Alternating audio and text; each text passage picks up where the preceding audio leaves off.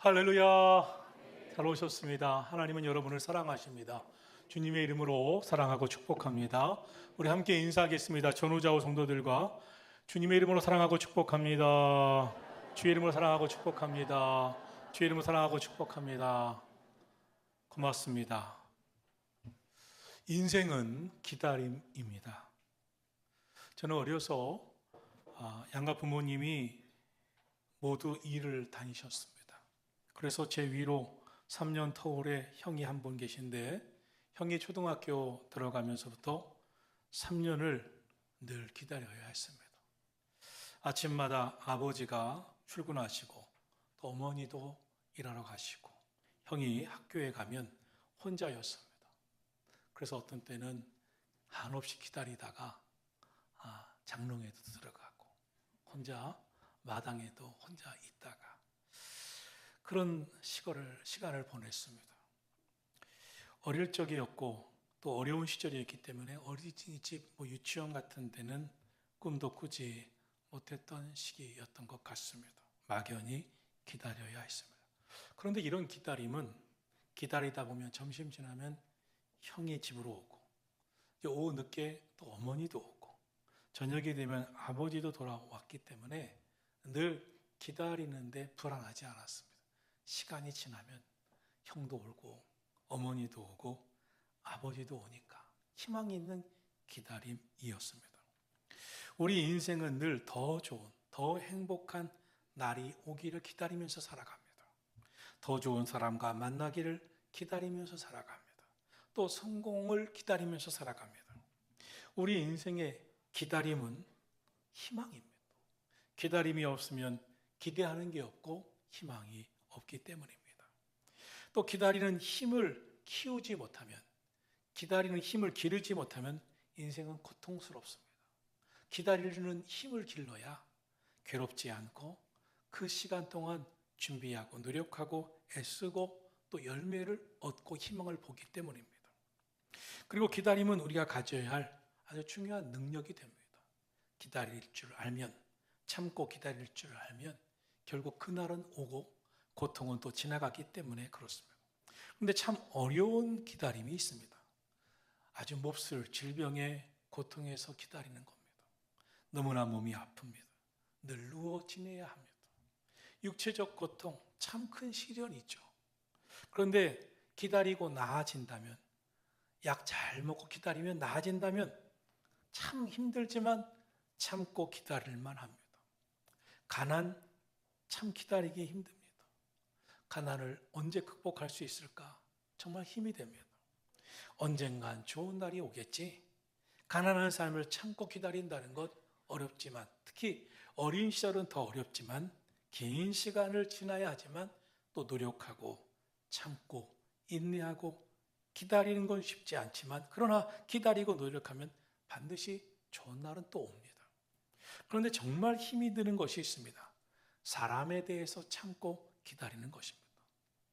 평생 끝까지 꼭 보면 되는 관계라면 다르지만 보지 않으면 되는 관계라면, 가족이 아니라면 보지 않아도 되는 관계라면 끊으면 좀 해결이 됩니다. 노력해 보다가 이런 사람도 있나 하고 그 사람과의 관계를 멀리하면 되는 관계가 있습니다. 그런데 핏줄은 다릅니다. 가족은 다릅니다. 끝까지 같이 가야 하고 함께 가야 하는 자식이라면 다릅니다. 가족 간의 고통은 정말 뼈를 말리는 그런 고통입니다. 정신적인 고통을 수반합니다. 교인들이 교회 와서 가장 많이 하는 기도가 뭡니까? 정말 눈물이 쏟아내며 기도하는 기도가 무엇입니까? 자녀를 위한 기도, 아들을 위한 기도, 딸을 위한 기도, 가족을 위한 기도입니다. 날마다 기도해야 됩니다. 아들이 변하겠지, 딸이 변하겠지, 우리 딸, 우리 아들 변하겠지. 그 기다림은 정말 힘들고 고통스럽습니다. 또 부모, 배우자, 이분들 정말 쉽지 않습니다. 폭력적인 부모가 있을 수 있습니다. 참 어려운 부모가 있을 수 있습니다. 그래서 심지어 부모와의 관계를 어렵사리 끊는 사람도 봅니다. 남편과 아내, 배우자의 관계도 정말 어렵습니다. 그래서 막 끊으려고 하는 관계도 많이 봅니다. 그들이 주는 고통 정말 힘이 듭니다. 기다리는 것 정말 힘이 듭니다. 이것처럼 괴로운 게 없습니다. 그런데 오늘 주신 말씀에서 하나님께서 기다리신다고 말씀합니다. 하나님께서 우리를 향하여 기다리신다고 말씀하고 있습니다. 오늘 본문 이사야 30장 18절은 말씀합니다. 그러나 여호와께서 기다리시나니 이는 너희에게 은혜를 베풀려 하심이요 일어날지니 이는 너희에게 너희를 긍휼히 여기려 하심이라. 하나님이 우리를 향하여 기다리신답니다. 우리에게 긍휼을 베푸시려고, 우리에게 은혜를 베푸시려고 기다리신다고 하십니다. 그런데 오늘 본문은 그러나로 시작하고 있습니다. 그러나는 이 이전의 내용과 이후의 내용이 반전을 일으키는 말씀입니다. 하나님께서는 이전에 하나님의 말씀 저버리고 그렇게 말씀을 주셨는데도 불순종하고 그렇게 깨우쳐뒀는데도 하나님을 떠난 이들을 향하여 나는 꼭 징계할 것이다, 너희를 심판할 거다는 말씀을 하셨습니다. 하나님께서는 이렇게 말씀하셨습니다. 너희의 삶에 많은 어려움이 있어도 하나님을 의지해라. 하나님의 말씀만 따라가라. 하나님 저버리지 말아라. 다른 거 따라가면 안 된다. 그런데 그 백성이 하나님의 말씀을 귓등으로 듣습니다. 자기 생각대로 삽니다. 하나님께서 진노하신다고 아무리 경고를 해도 하나님 아닌 세상을 따라갔습니다. 우상을 따라갔습니다. 하나님의 말씀을 저버렸습니다. 하나님께서 선지자를 통하여 계속 말씀을 주셨음에도 하나님의 사랑과 하나님의 말씀을 떠나면 안 된다고 말씀에도 불구하고 그들은 하나님을 떠났습니다. 그런데도 오늘 말씀은 그렇게 무섭게 호되게 징계하시겠다고 하신 말씀을 주신 다음에 뭐라고 말씀하시냐면 그래도 기다리신다고 말씀합니다. 은혜를 베풀어 주시려고, 다시 긍휼을 베풀어 주시려고. 성경에 탕자의 이야기가 있습니다. 누가복음 15장에 나오는 탕자는 아버지에게 어느 날 자기에게 줄 유산을 달라고 떼를 씁니다. 그 당시의 모든 풍습은 아버지가 돌아가실 때가 되어서야 받는 게 유산입니다. 그것도 아버지, 어머니의 마음이 열려야 주는 것이겠죠. 그런데 탕자는 아버지에게 빨리 유산을 달라고 떼를 씁니다. 아버지는 이 아들이 원하는 유산을 주지 않으면 완전히 관계가 금이 갈 것을 보고 그 유산, 그 돈이 손해볼 것 다 알면서도 줍니다. 아니나 다를까 그날로 모든 것 정리하고 그 돈을 가지고 집을 나섭니다. 그리고 그 돈을 허랑방탕하게 씁니다. 다 써버리고 거짓골이 됩니다. 그제서야 허비한 다음에 정신을 차립니다. 그날부터 일을 해야 했습니다. 돈도 벌어야 했습니다. 양식을 구하기 위해, 먹을 것을 구하기 위해, 밥을 먹을 것을 벌기 위해 일도 해봐야 했습니다.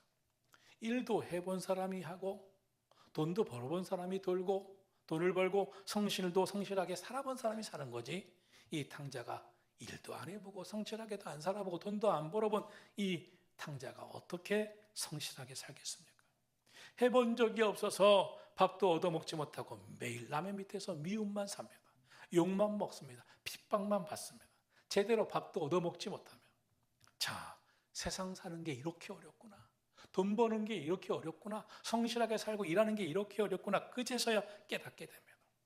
그러다가 이렇게 살다간 죽겠구나, 이렇게 살다간 죽겠구나 하면서 돌이킵니다. 어느 날 아버지께로 돌아가자. 아버지께 돌아가면 혼을 나겠지, 욕을 먹겠지. 그래도 아버지가 나를 집안의 일꾼으로 써주긴 할 거야. 아버지, 집안의 일꾼으로 써주세요. 그렇게 말하겠다고 다짐하고 집으로 돌아갑니다. 그런데 그 아버지는 그 아들이, 탕자가 유산을 챙겨 집으로 나간 그날부터 아들을 기다렸습니다. 언제 돌아올까? 병들진 않았나? 아프지 않았나? 벌써 실패했을 아들을 생각하면서 아들이 돌아오기를 기다렸습니다. 그날도 아버지는 집 나간 아들을 마중 나가 기다리고 있었습니다. 그런데 멀리 그 탕자가 돌아옵니다. 탕자를 먼저 발견한 아버지가 달려갑니다. 나이가 들어서 제대로 걷지도 뛰지도 못하는 집 나간 아들 죽지는 않았나 걱정하던 그 아들이 저 멀리서 돌아오는데 먼저 뛰어가 끌어안습니다. 아들이 집 나갈 그날부터 기다렸던 아버지의 모습은, 성경은 이를 향하여 구원받아야 할 영혼들을 오늘도 기다리시는 우리 하나님이시라고 말씀하고 있는 줄로 믿습니다. 우리는 하나님의 사랑을 느낍니다. 하나님은 기다리신 하나님이십니다. 우리를 기다리신 하나님이십니다. 성경에는 하나님의 기다림으로 가득합니다. 탕자를 기다리는 아버지 되신 하나님의 이야기만이 아닙니다. 야곱을 하나님이 기다리지 않으셨으면 어떻게 약복강을 건너 돌아왔겠습니까? 모세를 하나님이 기다리지 않으셨다면 모세는 광야 사막에서 40년 양치기로 살다가 살인자로 인생을 끝났을 겁니다. 다윗은 하나님이 기다리지 않으셨으면 죄인으로 끝이 나고 말았을 것입니다. 베드로를 하나님이 기다리지 않으셨다면 베드로는 예수님 부인하고 떠난 후에 거기서 끝나고 말았을 것입니다. 하나님은 기다리신 하나님이십니다. 베드로를 향해서만 기다리셨나요? 야곱을 향해서만 기다리셨나요? 다윗을 향해서만 기다리셨나요? 오늘 저를 위해, 여러분을 위해 기다리시는 줄로 믿습니다. 그럼 하나님은 왜 기다리실까요? 이사야 30장 18절 말씀을 보겠습니다.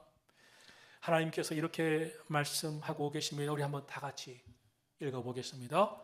그러나 여호와께서 기다리시나니 이는 너희에게 은혜를 베풀려 하시며 일어나시리니 이는 너희를 긍휼히 여기려 하심이라. 대저 여호와는 정의의 하나님이시니라. 그를 기다리는 자마다 복이 있도다. 하나님의 기다리심에는 뜻이 있고 목적이 있으시다고 말씀하고 있습니다. 그것은 은혜를 베풀려 하시며 긍휼히 여기려 하심이니라. 탕자가 돌아왔을 때 아버지는 끌어안고 좋은 옷을 입히고 잔치를 베풀어 주고 그 사랑을 마음껏 그 아들에게 줍니다. 하나님께서 우리를 기다리시는 목적이 무엇입니까? 우리를 정죄하려고, 우리를 핍박하고 심판하려고? 아닙니다. 하나님은 우리에게 은혜를 베풀어 주시려고, 긍휼을 베풀어 주시려고 오늘도 우리를 기다리시는 줄로 믿습니다. 성경에는 기다리시는 하나님 앞에 돌아와서 변화되어 새 사람 된 많은 사람들의 이야기가 있습니다.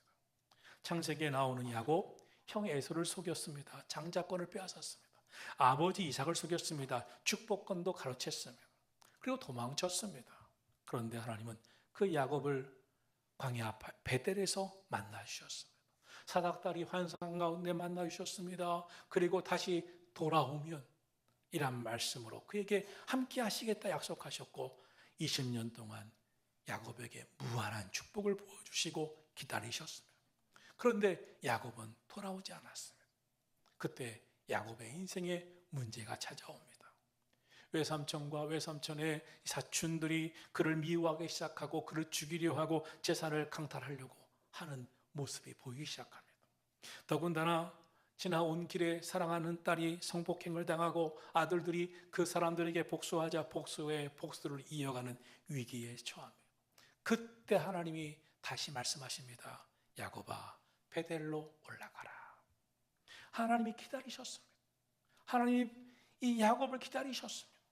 하나님은 교회를 핍박하던 사울을 기다리셨습니다. 하나님께서 사울이 교회를 핍박할 때 저버리셨다면 사울은 그렇게 끝났고 지옥 갔을 것입니다. 그런데 다메섹 도상에서 사울을 만나 변화시켜 주십니다. 거듭나게 하십니다. 그렇게 하나님 만난 사울은 180도 변하여 사도 바울이 됩니다. 남은 평생을 주님 위에 복음 전하는 사도가 된 줄로 믿습니다. 여러분, 저와 여러분도 하나님 앞으로 나와야 할 줄로 믿습니다. 오늘 혹시 몸은 교회에 와 있어도 마음은 온전히 주님 앞에 와 있지 않은 분들이 있을 줄 모릅니다. 여러분 마음이 아직 주님 앞에 온전히 있지 못하고 죄가 그동안 많이 있었어도, 아무리 마음이 세상 문제로 상해 있어도 이제는 하나님 앞으로 여러분의 마음이 나오시기를 예수님의 이름으로 축복합니다.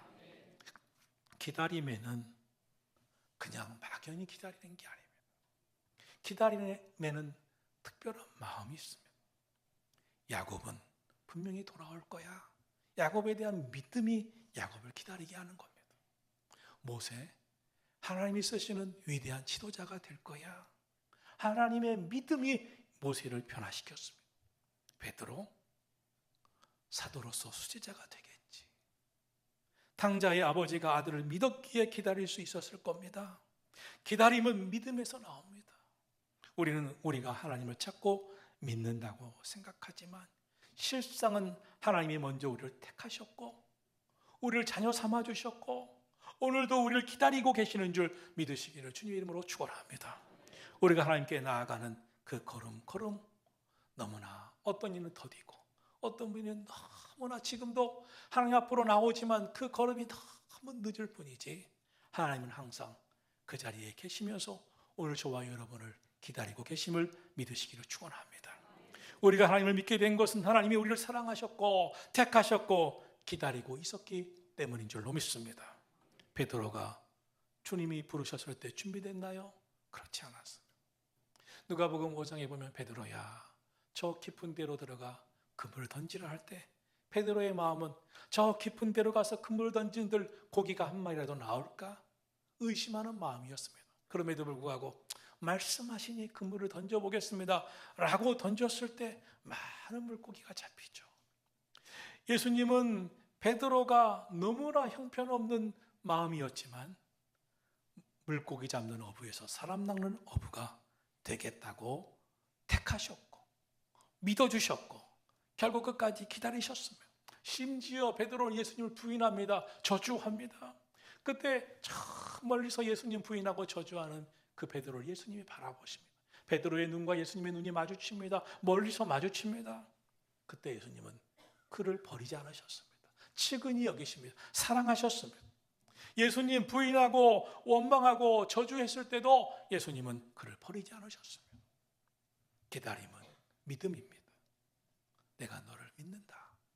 오늘 저와 여러분을 향하여서도 주님 말씀하십니다. 내가 너를 믿는다. 기다리면 또한 희생이 있어야 합니다. 베드로를 기다리시는 예수님은 베드로가 예수님 부인하고 저주했지만 그 사랑의 마음으로 예수님의 마음이 얼마나 아팠겠어요. 그 마음이 얼마나 상처를 받으셨겠어요. 그러나 기다리셨습니다. 사도 바울이 교회를 핍박하고 주님의 이름을 욕할 때 얼마나 마음이 아팠겠어요. 기다림은 희생이 필요합니다. 당자의 아버지 재산 다 허비한 아들을 기다릴 때 얼마나 마음이 쓰렸겠어요. 기다림은 희생이 수반합니다. 지금도 부모가 자식을 기다려주는 마음에는 희생이 있어야 그 아들을 향해 기다립니다. 믿음이 있어야 결국 돌아옵니다. 저는 목사로서 살아오면서 제가 20대 신학교 들어가고 또 수련목으로 주님의 은혜로 성장하고 부목사가 되고 또 군목에 갔다 오고 그러면서 저를 항상 기다려주신 하나님을 느낍니다. 하나님이 사랑으로 믿어주시고 기다려주시지 않았다면 제가 어떻게 지금까지 목회를 했겠습니까? 누가복음 13장에 보면 과원 주인의 이야기가 나옵니다. 과원 주인이 무화과를 심어 놓았습니다. 그리고 과원지기를 세워놓고 열매 맺기를 기다렸습니다. 1년, 2년, 3년이 지나갔는데 충분히 열매 맺을 때가 됐는데 열매를 맺지 않습니다. 그러자 주인이 과원지기에게 말합니다. 찍어버려라. 기대할 수 없는 것 같다. 찍어버려라. 내다버려라. 그때 과원지기가 이렇게 말합니다. 주인이요, 금년에도 그대로 두소서. 내가 더 두릅하고 걸음을 주겠습니다. 더 기다려 주십시오. 여기서 과원지기는 예수님을 의미하는 것입니다. 오늘 주님은 우리를 향하여 기다려 주십니다. 우리가 열매 맺고 복된 인생 듣기를 기다려 주십니다. 말씀 따라 살기를 기다려 주십니다. 우리가 넘어질 때 일어나고 지치지 않고 오늘도 믿음으로 살 수 있는 힘을 주시는 것도 주님의 은혜와 사랑인 줄로 믿습니다. 하나님 우리를 사랑하시되 끝까지 사랑하신다고 말씀했습니다. 그 사랑이 오늘 우리를 여기까지 인도하신 줄로 믿습니다. 예수님 말씀하셨습니다. 하늘로 승천하실 때 너희가 예루살렘을 떠나지 말고 약속하신 것을 기다려라. 그 예루살렘이 어디입니까? 주님의 교회입니다. 너희가 교회를 떠나지 말고 약속하신 것을 기다려라. 믿음으로 기다려라. 오늘도 믿음으로 주님 바라보며 기다리며 믿음으로 신앙생활 하시기를 축원합니다. 오늘 본문 이사야 30장 18절 끝에 보면 대저 여호와는 정의의 하나님이시라 그를 기다리는 자마다 복이 있도다 라고 말씀했습니다. 하나님을 기다리는 자마다 복이 있도다. 하나님은 우리를 기다리시는 하나님이실 뿐만 아니라 또한 우리에게 하나님을 기다리라고 말씀하고 있습니다. 하나님을 기다리는 자에게 복이 있도다라고 말씀하셨습니다. 하나님을 기다리는 자에게 어떤 복이 임하는 것일까요? 19절은 이렇게 말씀하고 있습니다. 너는 다시 통곡하지 아니할 것이라. 그가 내 부르짖는 소리로 말미암아 내게 은혜를 베푸시되 그가 들으실 때에 내게 응답하시리라. 할렐루야. 하나님 말씀하십니다. 다시는 통곡하지 않게 내가 돌볼 것이다. 너희가 부르짖어 기도할 때 내가 너희의 기도에 응답해 줄 것이고 은혜를 베풀어 줄 것이다. 에스더가 페르시아의 왕비가 됩니다.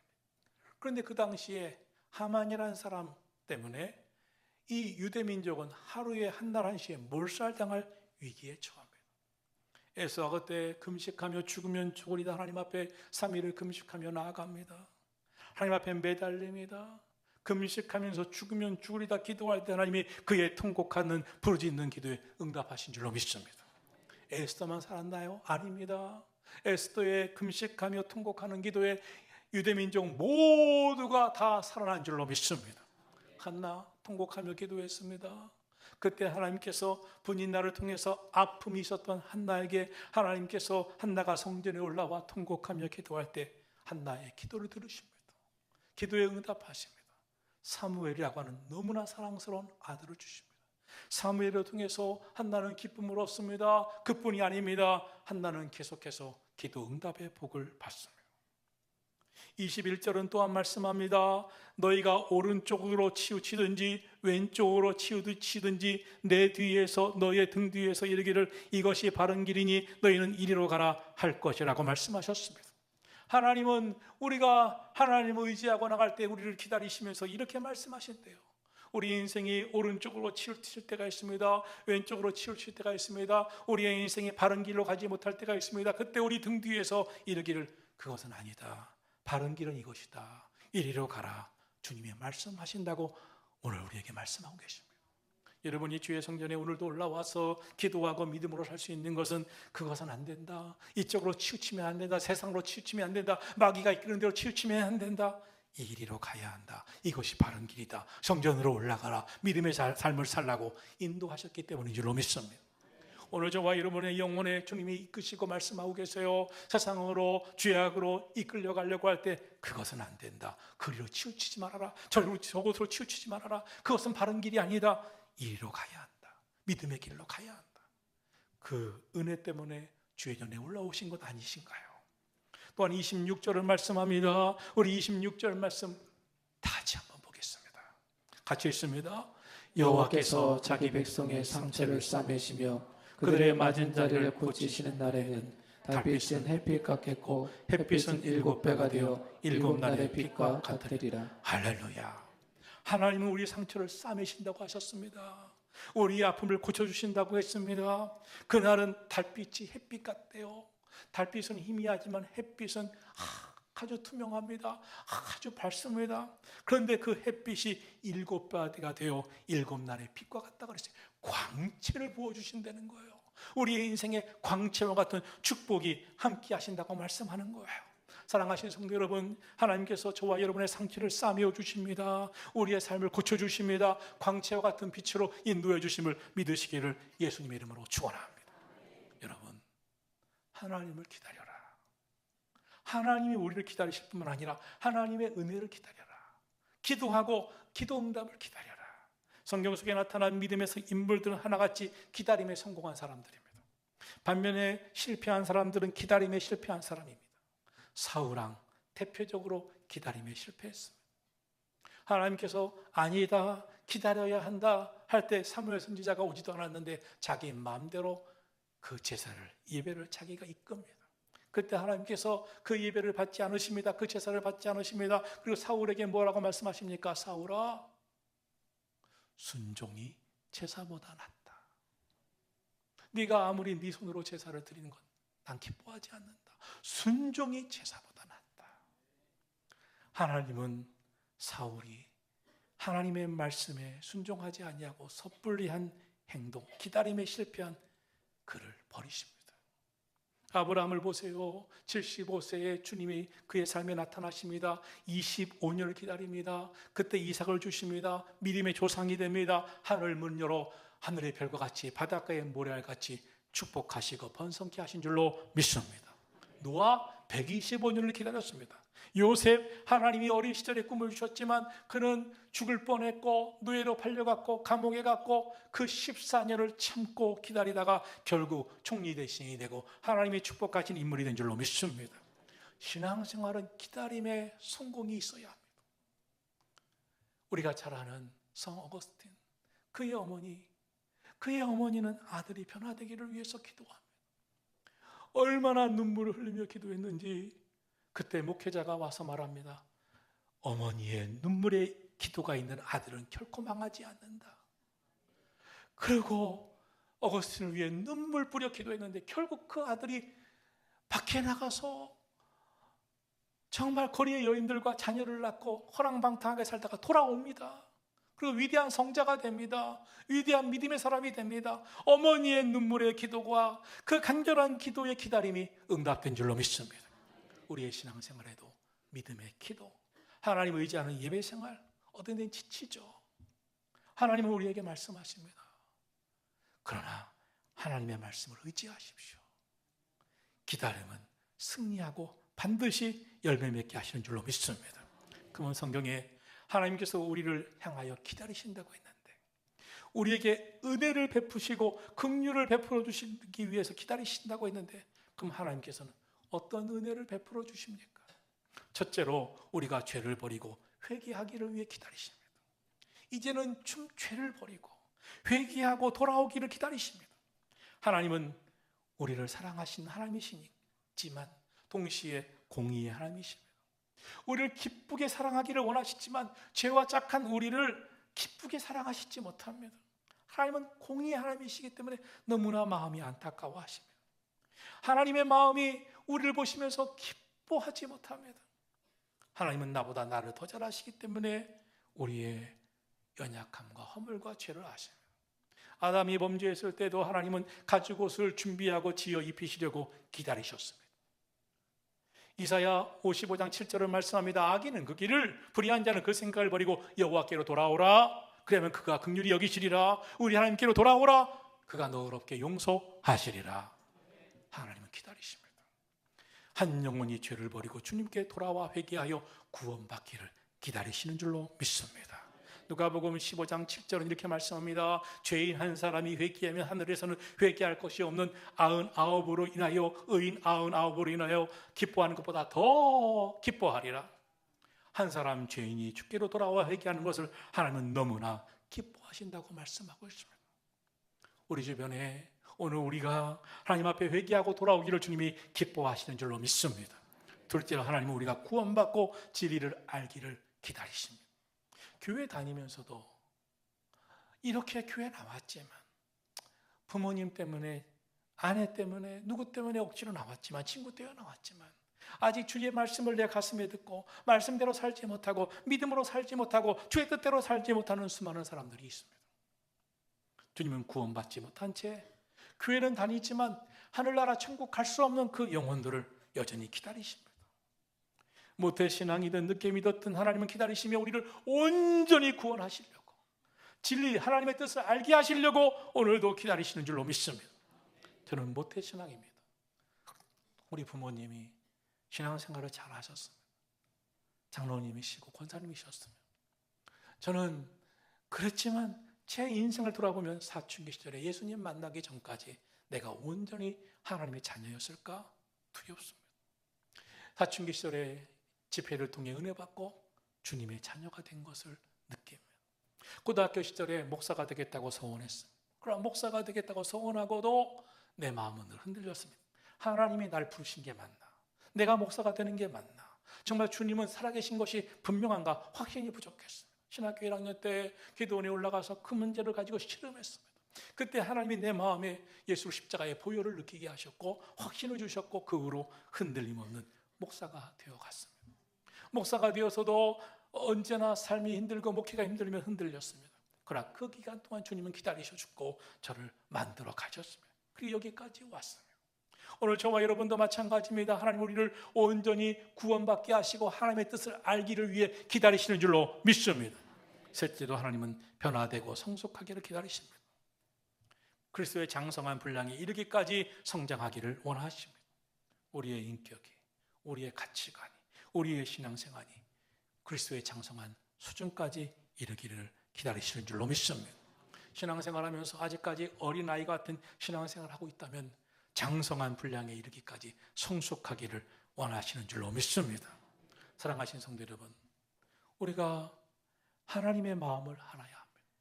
우리를 위해 십자가에서 죽으시고 우리를 사랑해 주신 주님의 마음은 우리를 향하여 오늘도 기대하고 믿어주고 희생하며 기다리십니다. 우리 하나님께로 돌아가기를 축원합니다. 하나님은 항상 그 자리에 계시며 우리를 기다리십니다. 이제 우리가 할 일이 있습니다. 주께로 나아가는 겁니다. 회개하고 구원받고 믿음이 장성한 분량에 올라갈 때까지 성숙해지기까지 주님 앞에 나아가게 되기를 예수님의 이름으로 축복합니다. 하나님 기다리십니다. 은혜를 베풀어 주시려고, 긍휼히 여기시려고.